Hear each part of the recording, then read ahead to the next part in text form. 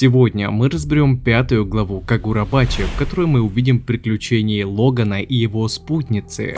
Стоп, это не тот кадр. Увидим приключения Тихира и девчонки, которую он спас. Узнаем, какой предел силы главного героя при использовании магического клинка, умножающего метаэнергию владельца на выходе, новую проблему на его пути, а также лицезрим темную сторону добряка Сибы. Оказывается, те рассказы о том, что он является ветераном войны Сейтей, были правдивы. Ну а также напомню, что прочитать свою любимую манху, манхуа вы сможете на remanga.org. Здорово, ребятки и анимешники, у микрофона Зик. А вот ребята, которые оставили свой коммент под прошлым роликом. Ну а мы начинаем.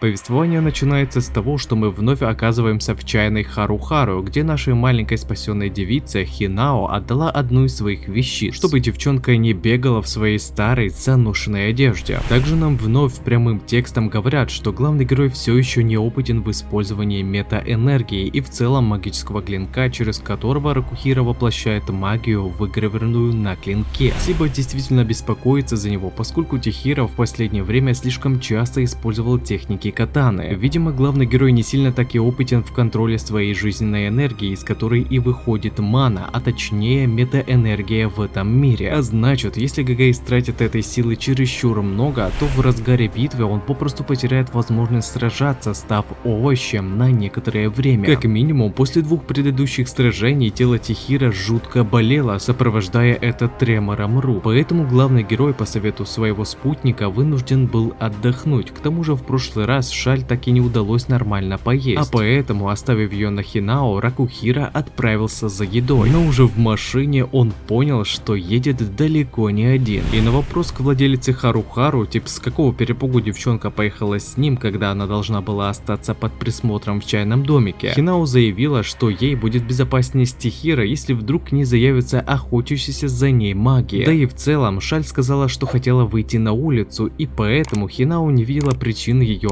останавливать. Сама же поездка Логана в обертке Кагурабачи выдалась в скобочках очень интересной, так как девчонка заставила ГГ заезжать в разные забегаловки за разными вкусностями. Ну хотя бы Шаль рассказала нам немного о своем прошлом, говоря, что она долгое время жила со своей матерью в темной клетке, где из еды была лишь липкая похлебка, и поэтому сейчас ей было безумно радостно выбраться из этого мрака. Сиба же в это время занимался более интересными вещами, а именно допросом напавшего на них мага. Звали его, кстати, Дарума, и для предосторожности, чтобы заблокировать врагу использование магии, он помимо того, что связал ему руки, так и еще наложил некую печать. Разговор с заложником был очень краток. Сиба сразу же начал выяснять местоположение магического клинка, и на все левые ответы тут же давал жесткий отпор, как, например, с легкостью раздавливая вражескую стопу, будто его нога весила несколько тонн, что аж пол в этом ангаре начал трещать, словно это было стекло. Вполне вероятно, что Сиба просто усилил свое тело метаэнергией, как, например, это делают с маной в черном клевере. Но пока все магические трюки демонстрировались лишь на основе собственного типа магии и не более. Так что, чтобы разобраться, как в этом мире работает магия, нам только остается изучать дальнейший сюжет. Заложник же, несмотря на то, что ему расквасили ногу, все еще настаивал, чтобы ему отдали девчонку, а иначе они сами пожалеют, во что решили ввязаться. Но Сиба и не такое проходил, и спустя некоторое время, раздавив заложнику еще одну ногу, он все же сумел раздобыть нужную им информацию. Я все еще не перестаю удивляться многогранности этого персонажа, ведь при знакомстве его представляли нам как простого весельчака, который любит выкидывать всяческие приколы. Но когда нужно, Сиба бывает очень жестоким и координированным. Все же не зря говорилось, что он является ветераном войны Сейтей, ибо с полученным опытом Сиба четко знает, как добиться желаемого результата. Сибата. Завершив допрос, Сиба сразу же набрал Тихира, говоря, что разузнал, кто является их следующей целью. Это был Сёдзё Генити, знаменитый на всю Японию торговец оружием и влиятельная личность в преступном мире. Именно он держал в клетке Шаль и ее маму, и именно по его воле была открыта на нее охота подчиненных ему магов. По представлениям, эта личность будет очень опасна, ибо одного из своих наемников, который был на месте со взрывным магом, но сбежал с места инцидента, так как ему было не в силах противостоять Тихира. Содзю замучил его до такого состояния, что парень просто умолял, чтобы они его убили. Хотя наемник пришел всего-то доложить ценную информацию о девчонке и ее спутниках, а также о новом магическом мече Золотой Рыбки. Личность этого торгаша оружием получилась очень харизматичной. Он на понтах допрашивал одного из своих людей, принимая ванну в окружении гейш. К тому же он также является одним из 7 владельцев магических клинков, которые похитили Хисяку. И раз уж один из клинков достался ему, то это отчетливо показывает его значимость в преступном мире. А так как Сёдзе выдалась возможность вернуть не только девчонку, но и заполучить 7-й магический меч, о котором никто не знал, он решил действовать решительнее и тут же окружил своими людьми машину Тихира. После чего перед лицом главного героя тут же появилось человеческое месиво, больше похожее на искусство Фудзимото, всеми известного автора Человека-бензопилы. Если по правде говоря, то это скорее всего не толпа людей, а один из магов, который работает на Содзё Геничи. И видимо его тип магии специализируется на клонировании, так как и окружающие его люди, то самое месиво, преградившее путь Тихира, включало в себя абсолютно идентичных людей. Так что в следующей главе Ракухира Тихира как-то придется с ним сражаться. Но проблема в том, что он все еще не отошел от последнего сражения. И вполне возможно, что ГГ может проиграть эту битву. Возможно, даже, как говорил Ями, превзойдет свои пределы. Или же Шаль наконец-то покажет свою силу и как-то поможет Тихира. Ибо не зря на нее охотится такая важная шишка. Значит, в чем-то она все-таки особенна. Узнаем в следующей главе. И также не забывайте, что прочитать свою любимую мангу и не только вы сможете на remanga.org.